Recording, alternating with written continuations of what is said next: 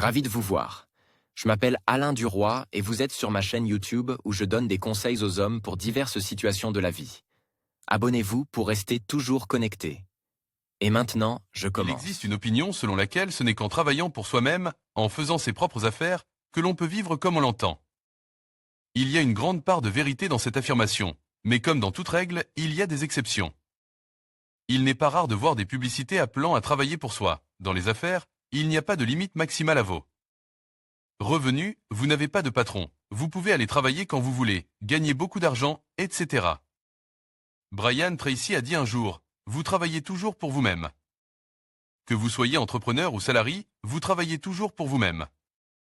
Si vous quittez votre emploi actuel pour rejoindre une autre entreprise, vous emporterez avec vous vos connaissances et compétences existantes, s'il y en a bien sûr, alors prenez vos responsabilités au sérieux et mettez-vous dans la tête le principe suivant. Que j'aime ou non mon travail, je ne peux pas faire du mauvais travail. Si vous êtes un mauvais travailleur, comment pouvez-vous penser que vous serez un grand homme d'affaires? Activité entrepreneuriale, activité économique visant à réaliser des bénéfices. Je suggère de séparer l'esprit d'entreprise de l'activité commerciale.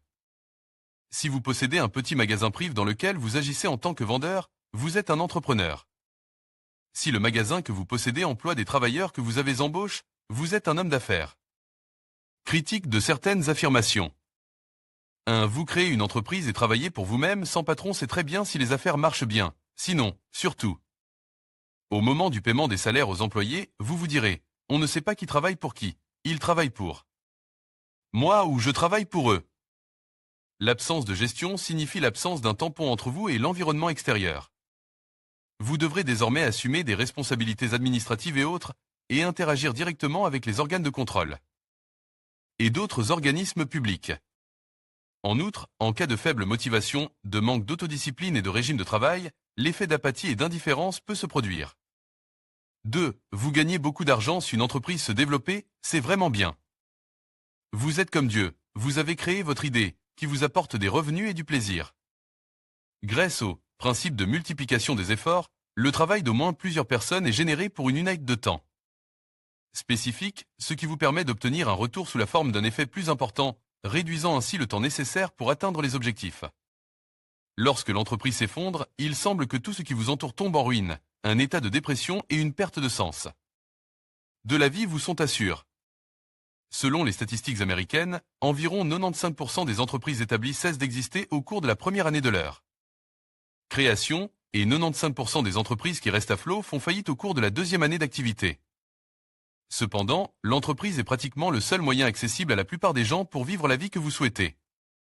3. Il n'y a pas de limite maximale à vos revenus dans l'entreprise. Dans le commerce traditionnel, il est facile de voir que pour gagner plus, il faut travailler plus, et la question du développement commercial est très actuelle et douloureuse. Imaginons que vous ayez un magasin et que, pour le développer, vous décidiez d'en ouvrir un autre. N'ayant pas le temps de gérer physiquement 2 objets de vente, vous devrez embaucher un directeur pour le second magasin. Il est fort probable que le chiffre d'affaires du second magasin sera inférieur, car le directeur est un employé embauché et non le propriétaire de l'entreprise, et il ne pourra pas donner 100% de ses capacités. De plus, après avoir appris toutes les subtilités de la vente au détail et de l'organisation du magasin, le directeur pourra démissionner et ouvrir son propre magasin. Malgré tout, ne soyez pas pessimiste. Pourquoi ne pas suivre la voie du directeur du deuxième magasin, tout apprendre et mettre le produit sur le marché sous votre propre nom? Une approche qui me semble la plus rationnelle et la plus justifiable. Winston Churchill a dit ce qui suit à propos de la démocratie. Personne ne prétend que la démocratie est la forme idéale de gouvernement. Au contraire, mais malheureusement, l'humanité n'a pas encore trouvé mieux. Ces mots peuvent être appliqués à l'entreprise.